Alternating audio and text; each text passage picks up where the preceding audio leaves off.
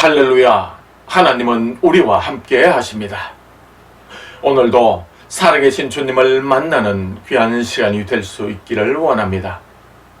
오늘은 하나님의 말씀 호세아 4장 1절에서 3절과 6절 말씀을 중심으로 이 백성이 망하게 되었도다 라는 제목으로 함께 은혜를 나누기를 원합니다. 먼저 하나님의 말씀을 봉독해 드리겠습니다. 이스라엘 자손들아, 여호와의 말씀을 들으라. 여호와께서 이 땅 주민과 논쟁하시나니 이 땅에는 진실도 없고 인애도 없고 하나님을 아는 지식도 없고 오직 저주와 속임과 살인과 도둑질과 간음뿐이요 포악하여 피가 피를 뒤엎니라. 그러므로 이 땅이 슬퍼하며 거기 사는 자와 들짐승과 공중에 나는 새가 다 쇠잔할 것이요 바다의 고기도 없어지리라. 내 백성이 지식이 없으므로 망하는도다.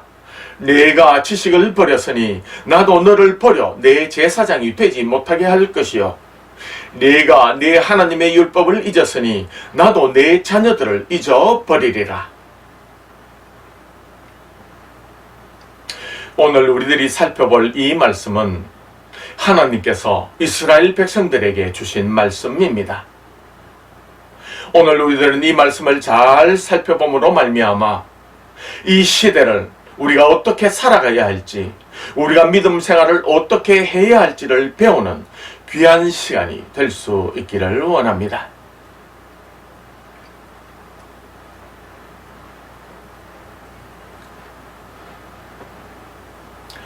요즘 우리가 살아가는 사회의 현상을 보면 우리를 당혹해 합니다.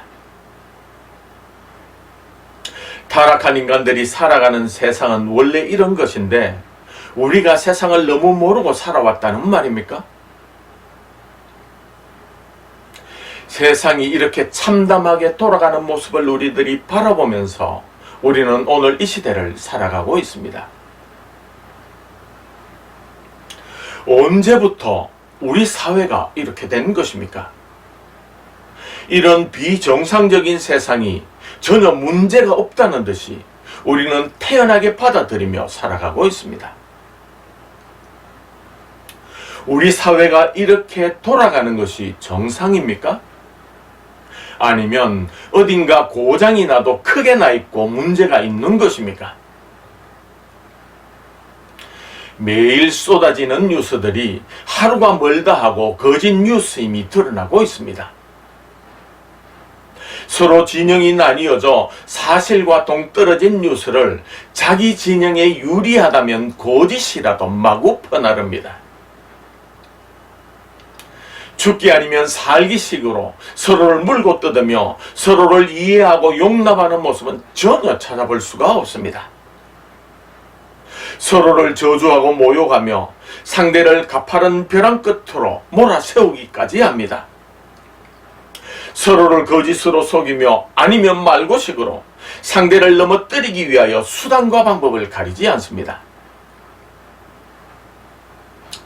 자신의 목적을 이루기 위하여서 살인도 서슴지 않는 모습을 어렵지 않게 보게 됩니다. 언제부터인가 미심쩍게 사람이 죽어나가는 일도 다반사로 일어나곤 합니다. 작은 도둑들은 감옥을 가도 정말 큰 도둑들은 거리를 활보하고 있습니다. 온갖 부끄러운 일들이 음지에서 계속 일어나고 있지만 전혀 근절되지 않고 있습니다. 내가 살기 위하여 상대를 죽여야 하니 피해의 복수는 끊이질 않고 연이어 일어나고 있습니다.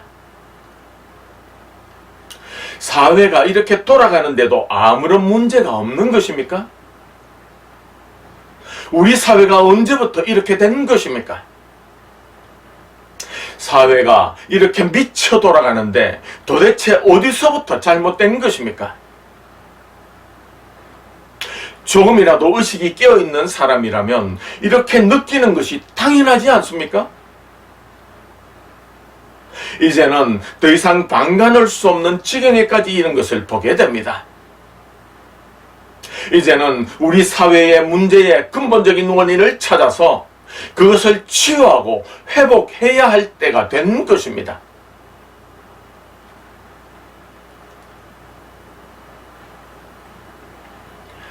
호세아 선지자 당시 북왕국 이스라엘의 왕은 여로보암 2세였습니다. 그 당시 이스라엘은 정치적으로 경제적으로 괄목할 만한 부흥을 이룬 시기였습니다. 이스라엘은 그 어느 때보다 풍요로운 삶을 누리던 시대였습니다. 그러나 그런 풍성한 삶 속에서 백성들은 물질 만능주의에 빠졌고 현세지향적 인본주의와 세속적 쾌락주의에 빠져서 살아가고 있었습니다. 뿐만 아니라 이스라엘 백성들은 영적으로 타락하여 우상숭배와 도덕적 타락에 빠지게 되었습니다. 그러한 상황 가운데 오늘 본문 호세아 4장 1절의 이 말씀에서 이스라엘 자손들아 여호와의 말씀을 들으라. 여호와께서 이 땅 주민과 논쟁하시나니 이 땅에는 진실도 없고 인애도 없고 하나님을 아는 지식도 없고 라고 말씀합니다. 백성들 간에는 진실을 찾아볼 수 없었습니다. 백성들의 삶 가운데는 거짓이 난무했고 서로가 서로를 이해하고 용납하는 사랑의 모습은 전혀 찾아볼 수 없었습니다. 이스라엘 백성들의 삶은 점점 메말라갔습니다. 오늘 본문 호세아 4장 2절 상반절의 말씀처럼 오직 저주와 속임과 살인만 있었습니다. 백성들 간에는 서로가 서로에게 저주를 일삼는 일이 일상화되어 있었습니다. 백성들이 서로 속고 속이는 일은 이제 보편화되었습니다. 심지어 백성들 간에 살인을 자행하는 일들이 비일비재하였습니다. 백성들의 삶은 이렇게 점점 피폐해져 갔습니다. 오늘 본문 호세아 4장 2절 하반절의 말씀처럼 도둑질과 간음뿐이요 포악하여 피가 피를 뒤엎이라고 했습니다. 풍요로움 속에서도 여전히 도둑들이 활개를 치고 다니는 세상이 되었습니다. 백성들은 간음을 행하고도 부끄러움을 모른 채 뻔뻔하게 살아가는 세상이 되었습니다. 백성들은 점점 더 포악해져서 피 흘림이 계속 이어졌습니다. 피가 피를 부르는 피비린내 나는 복수극이 심심찮게 일어나는 살벌한 세상이 되었습니다. 호세아 선지자 당시 하나님의 택함을 받은 이스라엘 백성들의 삶은 이렇게 비참했습니다. 하나님의 축복으로 그들은 풍요로운 삶을 누렸지만 그들은 영적으로 육적으로 총체적인 타락의 길을 걷고 있었습니다. 호세아 선지자는 이런 이스라엘 백성들의 참담한 현실을 바라보며 하나님의 말씀을 대언하게 됩니다. 가장 번성한 시대를 살았던 이스라엘 백성들이 가장 타락한 삶을 살게 되었던 것입니다. 가장 타락한 길을 걸어가게 된 것입니다. 도대체 무엇이 이들 삶의 전반을 이렇게 다 무너지게 한 것입니까? 그들의 문제점은 무엇이었습니까? 삶의 전반이 총체적으로 타락한 이스라엘 백성들, 그들의 문제의 근본적인 원인은 무엇입니까?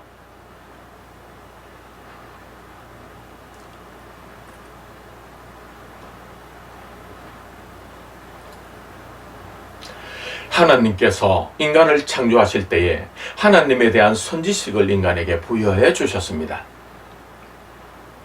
창조함을 받은 인간은 자연스럽게 하나님이 창조주이심을 알았고 하나님에 대한 지식은 충만했습니다. 또한 인간은 지음을 받은 피조물임을 분명하게 알았고 하나님과 교제하는 삶을 살아가게 되었습니다. 하나님은 인간에게 하나님에 대한 지식뿐만 아니라 세상을 다스릴 수 있는 능력을 또한 허락해 주셨습니다. 그리고 아담과 하와에게 하나님을 대신하여 세상을 다스리도록 하였습니다. 그러나 인간은 피조물로서 선악과만큼은 따먹지 말 것을 명령하여 창조주 하나님을 기억하도록 하였습니다. 그러나 어느 날 인간에게 죄가 들어오게 되었습니다. 결국 인간은 하나님의 명령을 어기고 선악과를 따먹었습니다. 이것이 바로 인간 자신이 하나님의 위치에 올라가기를 원하는 타락의 순간이었습니다. 이렇게 타락한 인간은 하나님과의 관계가 단절되게 되었습니다. 다시 말해 영적으로 죽음을 맞이하게 되었다는 말입니다. 그래서 인간은 더 이상 하나님 앞에 나아갈 수 없는 비참한 존재가 되었습니다. 하나님과의 관계가 단절된 타락한 인간은 하나님에 대한 지식을 잃어버리게 됩니다. 타락한 인간에게 하나님에 대한 지식은 점점 더 희미해져 갔습니다. 이제는 더 이상 하나님에 대해서 인간 스스로의 노력으로 하나님을 알 수가 없게 되었습니다. 갈 바 올 바를 알지 못하는 타락한 인간은 자신을 창조한 하나님을 알 수 없게 되었습니다. 이렇게 하나님에 대한 지식, 즉 진리를 잃어버린 인간은 삶의 방향을 잃어버리게 되었습니다. 하나님을 잃어버린 인간은 짐승과 전혀 다를 바 없는 존재가 될 수밖에 없었습니다. 하나님을 떠난 인간의 삶은 비참해질 수밖에 없었습니다. 집을 나간 어린 자녀가 부모의 보살핌을 받을 수 없는 것처럼 하나님을 떠난 인간은 더 이상 하나님의 도우심을 받을 수 없게 되었습니다. 하나님을 떠난 타락한 인간의 죄성으로 인하여 인간의 삶은 점점 더 피폐해져 갔고 사악해져만 갔습니다.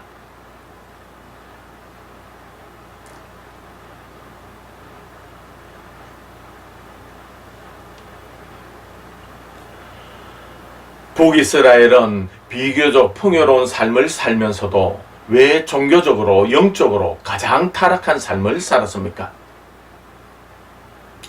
그들을 타락하게 만든 근본 원인은 무엇입니까? 오늘 본문 4장 1절과 6절 말씀처럼 내 백성이 지식이 없으므로, 하나님에 대한 지식이 없으므로 많은도다 라고 말씀하는 데서 우리는 그 답을 찾을 수 있습니다. 하나님을 아는 지식이 없으므로 하나님의 택한 백성들이 망하게 되었다고 말씀하고 있습니다. 오늘 본문에서 한 가지 짚고 넘어가야 할 내용이 있습니다. 여기서 여호와 하나님이라고 말할 때는 삼위일체 하나님을 언급하고 있는 것입니다. 하나님을 아는 지식이 없다는 말은 삼위일체 하나님을 모른다는 말과 같은 의미인 것입니다. 구약에 나오는 여호와란 이름은 신약에 더 이상 나오지 않고 신약은 예수님 중심으로 쓰여져 있음을 보게 됩니다. 구약에서 여호와 하나님이라고 언급할 때 삼위 하나님의 개념을 다 내포하고 있듯이 신약에서 예수님을 언급할 때 삼위 하나님의 개념을 다 이해하고 있어야 하는 것입니다. 그래서 예수님은 요한복음 5장 39절에서 너희가 성경에서 영생을 얻는 줄 생각하고 성경을 연구하거니와 이 성경이 곧 내게 대하여 증언하는 것이니라 라고 말씀하시면서 성경이 예수님 중심으로 쓰여져 있다고 예수님은 강조하셨습니다. 물론 예수님 당시에는 구약만 있었고 신약이 쓰여지기 전의 일이지만 우리는 신구약 성경이 모두 시공간을 초월한 예수님에 대한 기록이라고 이해하고 있고 우리는 그렇게 믿고 있습니다. 신구약 성경이 예수님에 대한 말씀이라는 것입니다. 인간의 유한한 논리로는 무한하신 하나님을 다 이해할 수 없지만 삼위일체 하나님은 세 분이 서로 독립적이면서도 세 분이 서로가 하나로 연결되어 있는 분임을 우리는 염두에 두어야 하는 것입니다.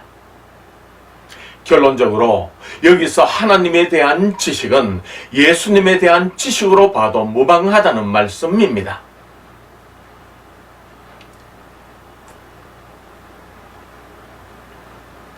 우리는 진리의 기준이 되시는 예수님을 정확하게 알아야 합니다.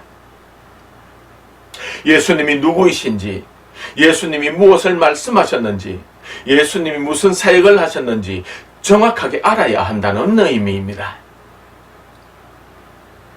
예수님이 누구이신지를 정확하게 알지 못하면 인간들은 진리를 모르는 것이며 하나님을 아는 지식이 없는 것입니다. 진리 자체이신 예수님을 만나야만 합니다. 예수님을 인격적으로 만나지 못하면 예수님을 모르는 것과 같습니다. 예수님과 긴밀한 인격적인 교제가 없다면 하나님을 아는 지식을 얻을 수가 없습니다. 진리를 따라 행하기 위해서는 인간의 능력으로는 불가능한 일입니다. 진리를 따라 살기 위해서는 예수님이 주시는 은혜와 능력이 진정으로 필요합니다. 진리를 따라가는 길은 날마다 예수님을 체험하는 삶이며 날마다 예수님과 동행하는 삶입니다. 북이스라엘 백성들이 타락한 문제의 근본적인 원인은 그들이 하나님에 대한 지식을 잃어버렸기 때문입니다. 하나님에 대한 지식을 백성들이 잃어버리게 되면 먼저 나라의 중요한 지도자로부터 시작해서 일반 백성들에게 이르기까지 타락한 삶을 살게 됩니다. 타락한 백성들은 재물을 탐내며 자신의 이익만을 추구하는 삶을 살게 됩니다. 오늘 본문 호세아 4장 6절 하반절의 말씀처럼 이러한 나쁜 결과를 초래하는 가장 큰 책임은 하나님의 말씀을 맡은 제사장, 즉 하나님의 종들에게 그 모든 책임이 있다고 말씀하고 있습니다.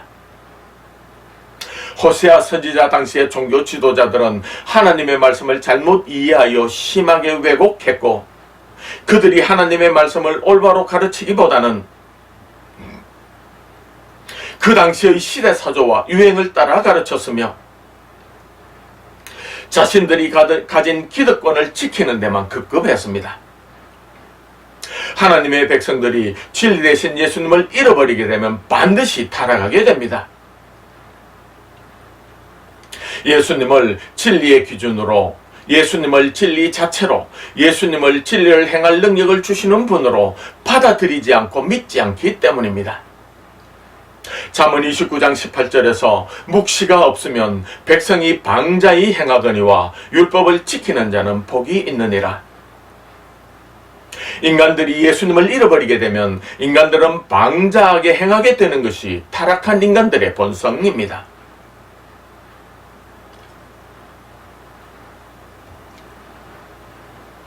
예수님은 하나님과 본체가 동등하신 하나님이십니다.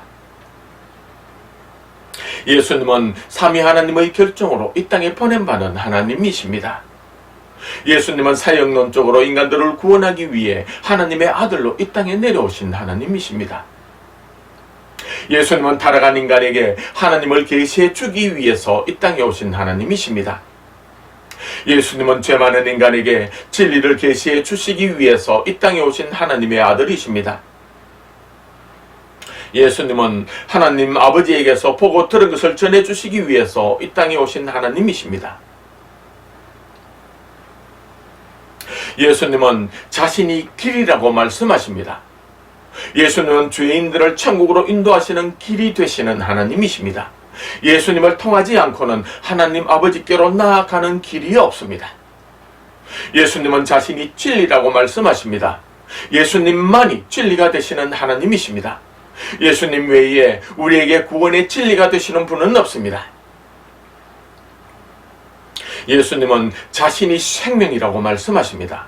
예수님만이 죄로 죽어가는 인간들에게 생명을 주실 수 있는 하나님이십니다. 예수님 외에는 영원한 생명을 주실 수 있는 분이 없습니다. 요한복음 14장 6절에서 예수께서 이르시되 내가 곧 길이요 진리요 생명이니 나로 말미암지 않고는 아버지께로 올 자가 없느니라고 말씀하십니다. 예수님 외에는 진리 되신 분이 없습니다. 예수 이름 외에는 구원을 줄 수 있는 다른 이름이 없습니다. 예수님만이 구원을 주시는 참 진리이신 하나님이십니다. 예수님만이 진리 되신 하나님이시기 때문에 예수님을 알면 모든 것을 알게 됩니다. 그러나 예수님을 모르면 세상의 모든 지식을 다 가졌다 할지라도 진리를 모르는 자입니다. 예수님을 길이요, 진리요, 생명으로 받아들이지 않으면 이 세상의 그 어떤 인간도 구원에 이를 수 없습니다.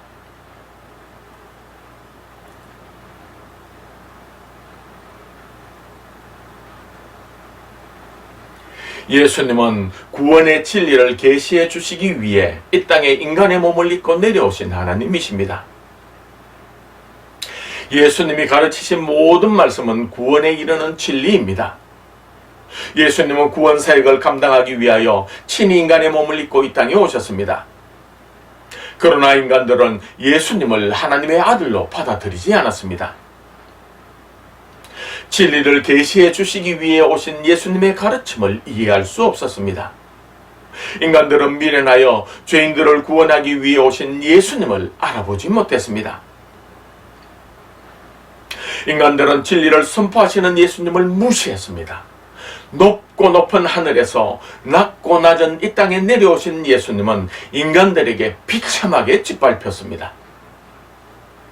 예수님은 하나님을 말함으로 귀신 들린 자 취급을 받았습니다. 인간들은 예수님을 경멸했습니다. 하나님을 모독한 죄로 도리어 예수님을 미워했습니다. 예수님은 죄인 취급을 당하며 사람들에게 모욕을 당하게 되었습니다. 타락한 인간들은 예수님 자신이 하나님의 아들이라고 말함으로 그를 도리어 매질하였습니다. 예수님은 구원의 진리를 말함으로 자신이 미친 자 취급을 받았습니다. 예수님은 인간들을 구원하기 위해 성육신 하셔서 온갖 고통을 직접 체휼하셨습니다.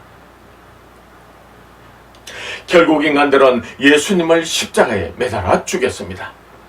예수님은 하나님으로부터 보냄을 받았다고 말함으로 십자가에 매달리게 되었습니다.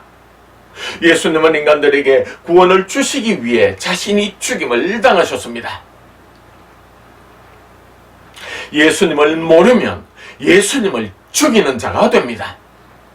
예수님을 알면 예수님을 구원자로 받아들이게 됩니다. 죄악 가운데 죽어야 할 죄인들이 진리 되신 예수님을 믿을 때에만 구원에 이르게 됩니다.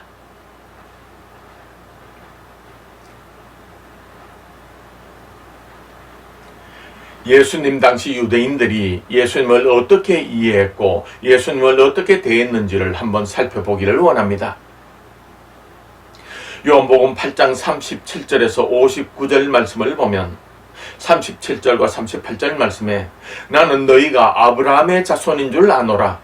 그러나 내 말이 너희 안에 있을 것이 없으므로 나를 죽이려 하는도다. 나는 내 아버지에게 본 것을 말하고 너희는 너희 아비에게서 들은 것을 행하느니라. 예수님께서는 하나님 아버지에게서 본 것 진리를 말함으로 진리를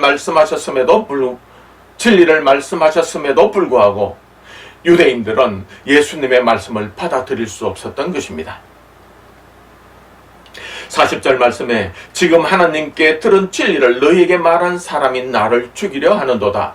진리를 말했을 때에 하나님에게서 들은 진리를 말했을 때에 도리어 그들은 예수님을 죽이려고 했습니다.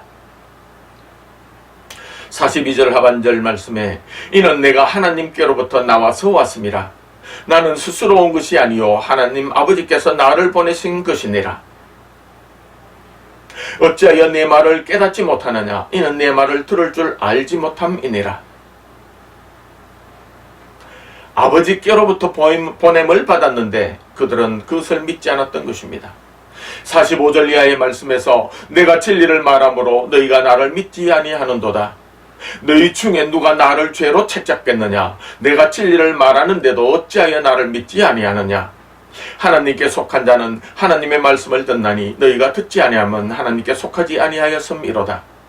유대인들이 대답하여 이르되 우리가 너를 사마리아 사람이라 또는 귀신이 들렸다 하는 말이 옳지 아니하냐. 예수께서 대답하시되 나는 귀신 들린 것이 아니라 오직 내 아버지를 공경하는 것을 너희가 나를 무시하는도다. 예수님은 진리를 말함에도 불구하고 그들은 받아들이지 아니하고 귀신 들린 자 취급을 했던 것입니다. 52절 말씀에서 유대인들이 이르되 지금 내가 귀신 들린 줄을 아노라. 55절 말씀에 너희는 그를 알지 못하되 나는 아노니 만일 내가 알지 못한다 하면 나도 너희같이 거짓말쟁이가 되리라. 나는 그를 알고 또 그의 말씀을 지키노라. 예수님은 분명하게 그가 알고 있는 진리를 말하였음에도 불구하고 인간들로부터 무시를 당하였던 것입니다. 59절에 그들이 돌을 들어 치려 하거늘 예수께서 숨어 성전에서 나가시니라. 도리어 예수님이 진리를 말함으로 말미암아 그들은 예수님을 돌로 치려고 했던 것입니다. 예수님은 때가 되지 아니하였기 때문에 그 자리를 피하였던 것입니다. 유대인들은 예수님을 정확하게 알지 못하고 오해함으로 예수님을 죽이려고 했습니다. 인간들은 예수님을 알지 못하면 절대 진리를 잃어버리게 되고 삶의 방향을 잃어버리게 됩니다.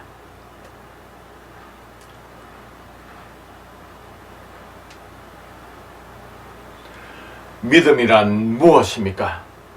믿음 생활이란 무엇입니까? 믿음이 좋다는 말은 무슨 의미입니까? 믿음은 우리 자신이 중요한 것이 아니라 믿음의 대상이 중요합니다. 믿음은 단지 추상적인 막연한 것을 믿는 것이 아닙니다. 믿음은 자신이 소망하는 것을 믿으며 자신의 마음을 추스르는 마인드 컨트롤이 아닙니다. 믿음은 분명한 대상과 실체가 없다면 그것은 공한 허상이요 일종의 자기 최면에 불과할 뿐입니다. 히브리서 11장 1절을 보면 믿음은 바라는 것들의 실상이요 보이지 않는 것들의 증거니라고 말씀합니다. 믿음은 실상이 있어야 하고 분명한 증거가 있어야 합니다. 그러므로 믿음은 믿음의 대상이신 진리 되신 예수님을 정확히 아는 데서부터 시작합니다. 믿음은 진리의 기준이 되시는 믿음은 진리의 기준이 되시는 예수님을 아는 데서부터 시작하게 됩니다. 예수님은 진리의 기준이 되시는 분이기 때문에 예수님을 알지 못하면 진리를 알 수 있는 길이 없습니다. 믿음은 진리 되신 예수님을 정확히 아는 것입니다. 예수님은 진리 자체이시기 때문에 예수님을 확실하게 만나야 하고 예수님과의 인격적인 관계를 긴밀히 유지해야 합니다. 믿음은 진리 되신 예수님을 날마다 만나고 그분을 마음으로 믿고 그분과 교제하는 삶을 지속적으로 유지해 나가는 것입니다. 믿음은 진리 되신 예수님을 분명하게 믿는 것입니다. 예수님의 도우심이 없이는 타락한 인간들이 그분의 말씀대로 살아가는 것은 불가능한 일입니다. 그러므로 믿음 생활은 날마다 예수님을 의지하며 그분이 주시는 힘으로 하루하루를 주님과 동행하는 삶을 살아가는 것입니다. 믿음은 진리 되신 예수님의 능력을 날마다 체험하며 살아가는 삶입니다. 믿음은 진리 되신 예수님을 정확하게 알고 진리 되신 예수님을 분명하게 믿고 진리 되신 예수님을 날마다 의지하는 삶입니다. 예수님을 알지 못하면 진리의 기준을 알 수 없습니다. 예수님을 믿지 못하면 진리 자체를 알 수 없습니다. 예수님을 의지하지 않으면 말씀대로 살아갈 능력을 잃어버릴 수밖에 없습니다. 예수님 당시의 이스라엘 백성들은 구원자로 오신 하나님의 아들 예수님을 어떻게 이해했습니까? 예수님 당시와 오늘 이 시대는 예수님을 어떻게 이해합니까? 이 시대는 예수님을 어떻게 알고 있고 예수님을 어떻게 믿고 있고 예수님을 얼마나 의지하고 있습니까? 주님이 지금 여기 이곳에 오신다면 우리에게 무슨 말씀을 하실까요? 마지막 때에 예수님에 대한 믿음을 볼 수 있을까요?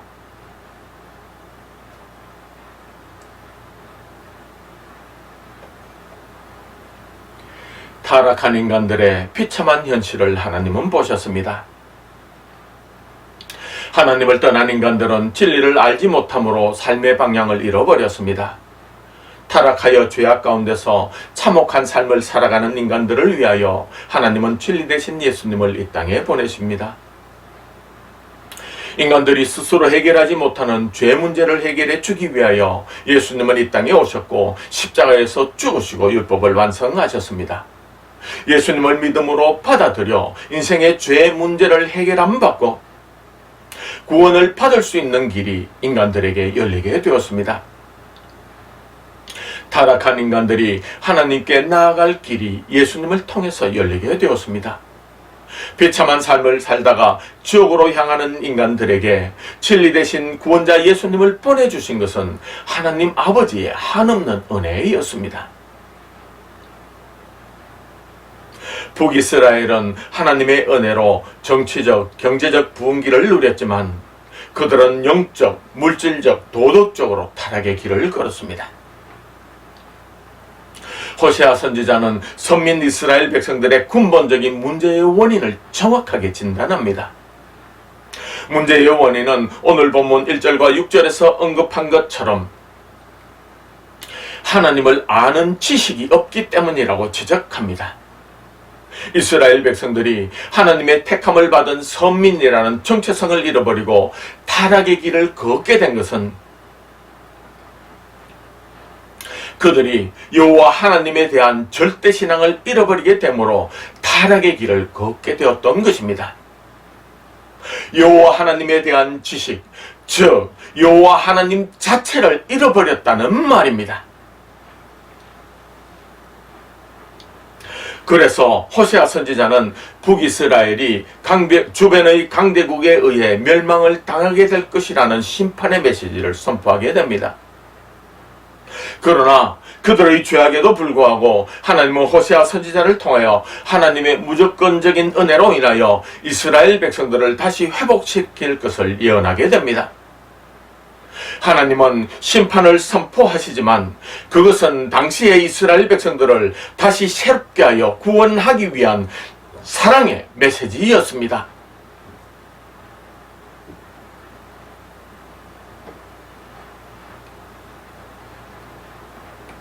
그들이 용서받을 수 있는 어떤 이유가 없음에도 불구하고 하나님은 다시 이스라엘 백성들의 회복을 허락해 주십니다. 한 민족과 국가가 타락할 때에 사회 전반이 고통을 당하게 됨을 보게 됩니다. 오늘 본문 호세아 4장 3절 말씀에서 그러므로 이 땅이 슬퍼하며 거기 사는 자와 들짐승과 공중에 나는 새가 다 쇠잔할 것이요 바다의 고기도 없어지리라고 하십니다. 온 사회가 타락하게 되고 고통을 받게 되는 것은 그들이 하나님을 떠났기 때문이라고 말씀하고 있습니다. 이런 상황 가운데서 가장 필요한 것은 하나님 백성들이 영적으로 각성하고 회개하는 길 외에는 살 길이 없습니다. 이스라엘 백성들이 하나님과의 관계를 회복하고 다시 하나님을 알아가는 것이 무엇보다도 중요합니다. 하나님에 대한 지식을 다시 회복해야 하고 하나님을 삶의 중심에 다시 모셔야 합니다. 이스라엘 백성들은 하나님 중심의 절대 신앙을 다시 회복해야 합니다.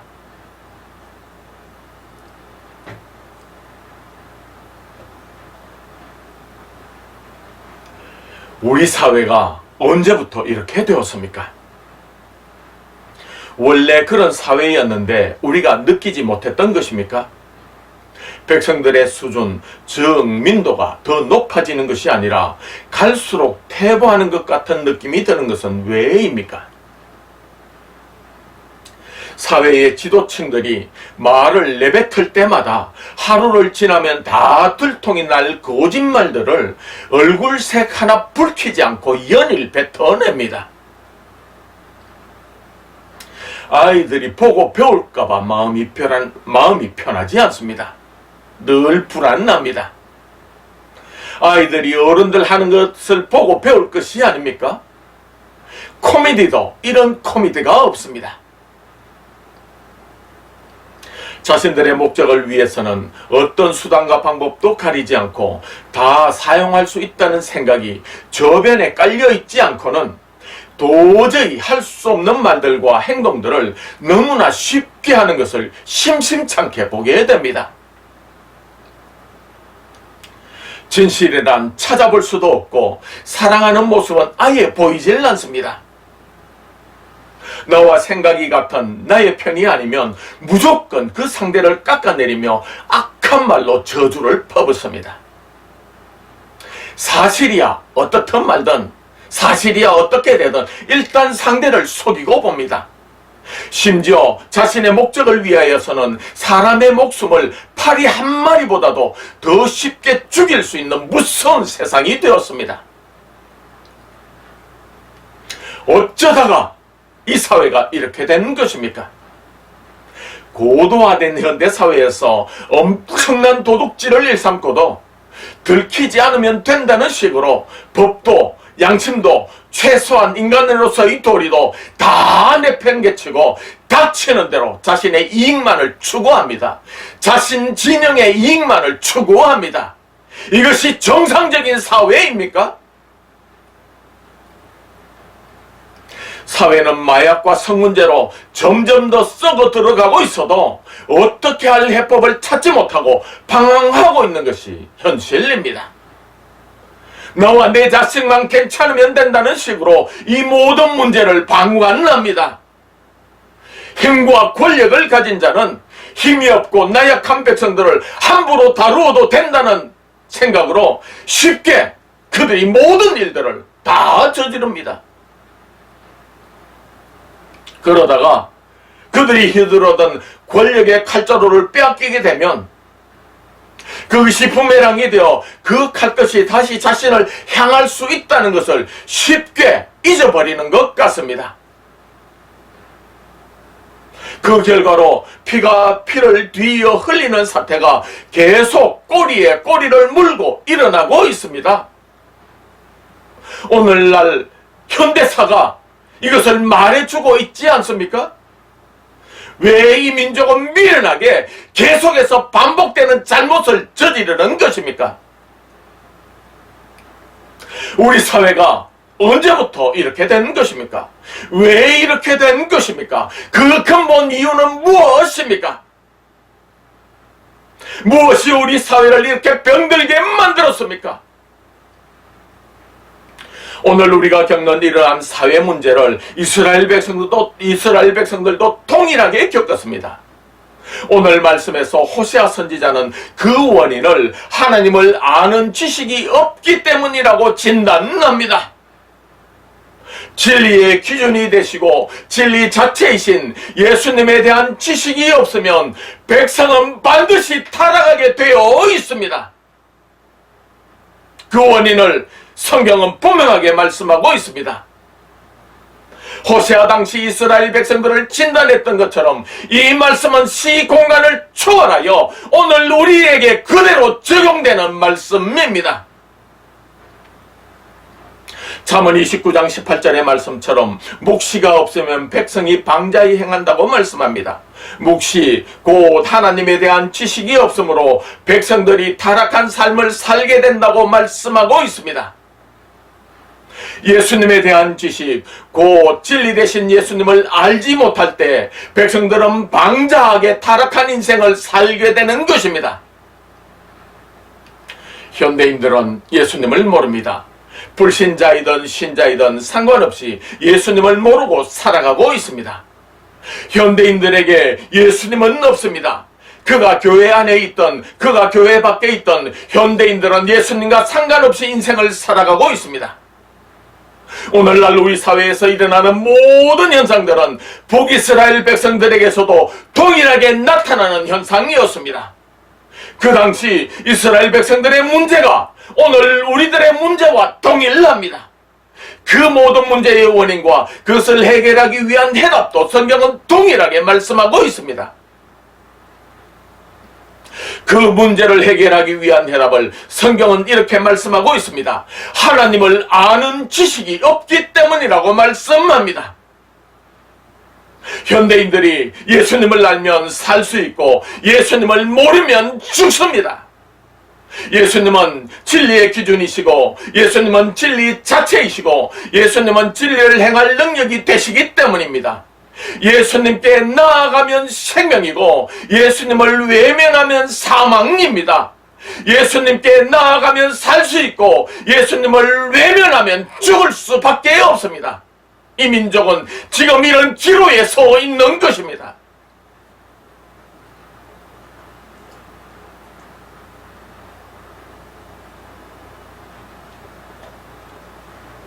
성도란 누구입니까? 성도의 정체성은 무엇입니까? 주일마다 성경책을 끼고 교회에 나가는 자이고 교회에서 직분을 갖고 봉사하는 자입니까? 성도는 예수님을 아는 자입니다. 아무리 교회를 오래 다니고 교회에서 직분을 갖고 봉사를 한다고 할지라도 예수님을 모르는 자는 성도가 아닙니다. 예수님을 정확히 알지 못하는 자는 예수님과 상관이 없는 자입니다. 예수님을 아는 자는 진리를 아는 자입니다. 예수님이 진리의 기준이 되시기 때문입니다. 예수님을 모르는 자는 진리를 모르는 자입니다. 그러므로 성도는 예수 계시를 정확하게 이해하는 자입니다. 예수님 자신이 진리이시기 때문에 예수님을 인격적으로 만나지 않고는 진리 자체를 알 수가 없습니다. 예수님이 진리 자체이시기 때문에 예수님이 하시는 모든 말씀이 다 진리이고 예수님이 하시는 모든 생각이 다 진리입니다. 예수님으로부터 그분의 뜻과 생각을 듣지 않고는 진리에 이르지 못합니다. 그러므로 성도는 날마다 예수님에게서 그분의 음성을 듣고 그분과 교제하는 자입니다.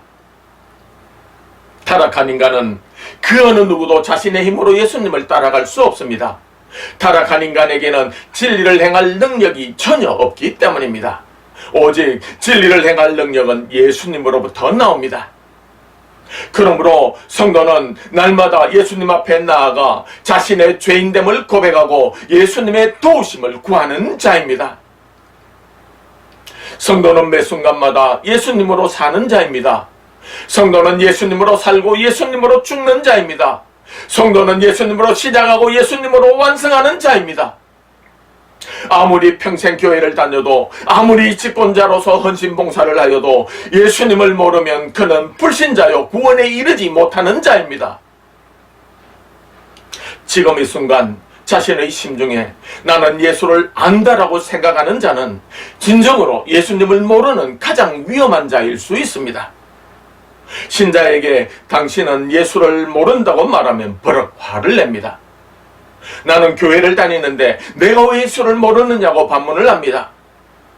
그러나 예수를 조금이라도 아는 자는 나는 예수를 모른다고 고백하게 되어 있습니다. 예수가 얼마나 크신 분인지를 조금이라도 아는 자는 그분은 너무나 크신 분이기 때문에 자기가 아는 것은 너무나 작기에 나는 예수를 모른다고 고백하는 것입니다. 그것이 진정한 성도입니다. 오늘 이 시대는 예수를 안다고 말하는 자는 예수를 하나도 모르는 자입니다. 예수를 조금도 알지 못하는 자입니다. 오늘 이 시대는 교회 안에서나 교회 밖에서나 예수와 상관없이 살아가는 자가 너무나 많습니다. 그의 직분이 어떠하든지 예수님께서 보시고 나는 너를 모른다라고 할 자가 너무나 많습니다. 지금 이 시간 예수님에 대한 설교가 마음에 와닿지 않고 냉랭하게 들리는 자는 예수님과는 상관이 없는 자임에 틀림이 없습니다. 예수님의 설교가 듣기 싫습니다. 예수님을 말하는 목사님의 설교를 듣기 싫어하는 자가 이 시대의 교회 안에도 많이 있는 것입니다. 그 영혼은 병든 자인 것입니다. 예수님과 상관없이 교회를 다니는 직업인인 것입니다. 교회에 다니는 그냥 교인인 것입니다. 성도는 아닌 것입니다.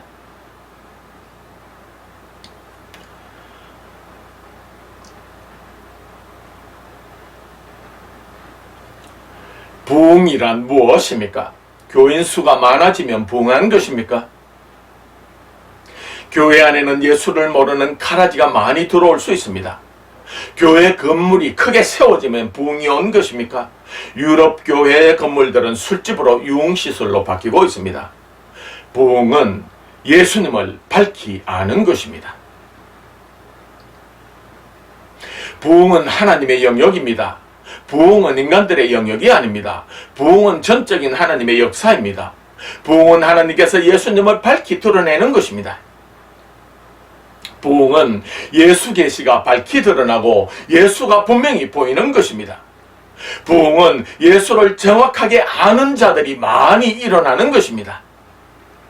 그러므로 부흥이 일어나는 시대는 구약에서도 예수님을 발견하는 역사가 일어납니다. 부흥의 시대에는 그림자로 주어진 구약 성경이 예수님으로 말미암아 밝히 드러나는 역사가 일어납니다. 부흥이 일어나는 시대는 신약에 나타난 예수님이 분명하게 믿어지는 역사가 일어납니다. 부흥의 시대에는 완악한 영혼들이 예수님을 구원자로 믿고 삶의 주인으로 받아들이는 역사가 일어납니다. 교회사를 통해서도 부흥이 일어나는 시대는 예수님을 분명히 알고 예수님께 돌아가는 회개의 역사가 일어났습니다. 부흥은 사람도 건물도 물질도 아니라 예수가 밝히 드러나는 것이 진정한 부흥입니다. 예수를 잃어버린 시대는 반드시 타락하게 됩니다. 진리를 잃어버린 시대는 방향을 잃어버렸기 때문에 반드시 죄악에 빠져들게 됩니다.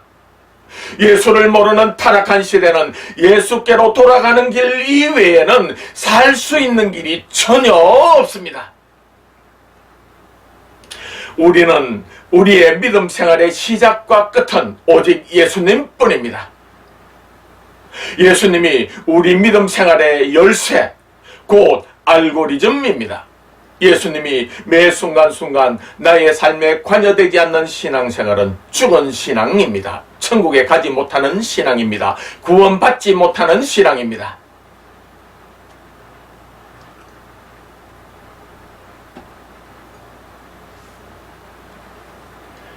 부흥의 때에 우리가 할 일은 아무것도 없습니다. 부흥은 전적인 하나님의 역사요 그분의 은혜이기 때문입니다. 그러면 우리는 부흥을 위하여 어떻게 해야 합니까? 부흥 시대를 맞이하여 우리는 어떤 자세를 가져야 합니까? 우리는 무엇보다도 먼저 예수님을 모른다고 고백하며 예수님을 알게 해달라고 기도해야 합니다. 우리는 이제 성경을 읽을 때에 성경에서 먼저 예수님을 우선적으로 찾아야 합니다. 성경을 읽을 때에 예수님 중심으로 읽어야 하고 예수님 중심으로 해석해야 하고 우선적으로 예수님을 나의 삶에 연결하고 적용을 해야 합니다. 그렇게 성경을 읽지 않고 우리가 성경을 읽고 나서 나에게 주시는 말씀으로만 바로 직접 적용을 하게 되면 예수님은 온데간데 없고 우리는 계명과 윤리로 나에게만 적용을 하는 우를 범하게 됩니다. 우리가 지금까지 이런 우를 범하지는 않았습니까? 말씀을 전하는 설교자는 반드시 설교에서 예수님을 먼저 말해야만 합니다. 그 다음에 적용을 해야만 합니다. 성경이 예수님을 핵심적인 주인공으로 말하고 있고 예수님께서 하나님과 예수님 자신에 대해서 늘 설교하셨고 예수님의 사역이 죄인을 구원하기 위한 사역이라고 입을 여실 때마다 가르쳤다면 예수님을 설교의 핵심 주제로 말하고 있지 않다면 그런 이 시대의 설교자는 직무유기를 하고 있는 것입니다. 오늘 본문 호세아 4장 6절 말씀에서 내 백성이 지식이 없으므로 망하는도다. 내가 지식을 버렸으니 나도 너를 버려 내 제사장이 되지 못하게 할 것이요 내 제사장이 되지 못하게 할 것이요 네가 내 하나님의 율법을 잊었으니 나도 내 자녀들을 잊어버리리라고 말씀합니다. 이 경고의 메시지를 무시하는 자는 결코 그 죄가 가볍지 않음을 명심해야 합니다. 북이스라엘 백성들이 하나님에 대한 지식이 전무하게 된 모든 책임은 그 시대의 설교자들에게, 그 시대의 제사장들에게 그 모든 책임이 있었던 것입니다. 오늘 우리 사회가 미쳐 돌아가는 이런 타락한 모습을 바라보면서 이 시대가 하나님에 대한 지식을 잃어버렸고 예수님에 대한 지식을 잃어버렸고 예수님을 잃어버렸기 때문은 아닙니까? 그 책임이 오늘 이 시대의 말씀을 전하는 주에게, 주의 종에게 있는 것이 아닙니까? 우리는 하나님 앞에 돌아가 우리 자신들을 돌아보아야만 할 것입니다. 또한 부흥 시대를 맞이하여 우리는 예수로 충만하여 때를 얻든지 못 얻든지 예수님을 전해야만 합니다. 이제 우리는 모두 예수님께 돌아가야 합니다. 이제 우리는 모두 예수님을 알아가야 합니다. 이제 우리는 모두 예수님만 바라보아야만 합니다. 예수님을 나의 구원자, 나의 삶의 주인으로 받아들이고 나의 입으로 분명하게 고백하십시다. 사랑하는 성도 여러분, 진리 되신 예수님을 만남으로 축복받는 인생을 살게 되기를 원합니다. 믿음은 진리 되신 예수님을 올바로 알고 믿고 의지하는 것입니다. 예수님을 모르면 망하는 인생이 되고 예수님을 알면 복된 인생이 됩니다. 날마다 예수님과 동행하며 승리하는 삶을 살아가기를 주님의 이름으로 축복합니다.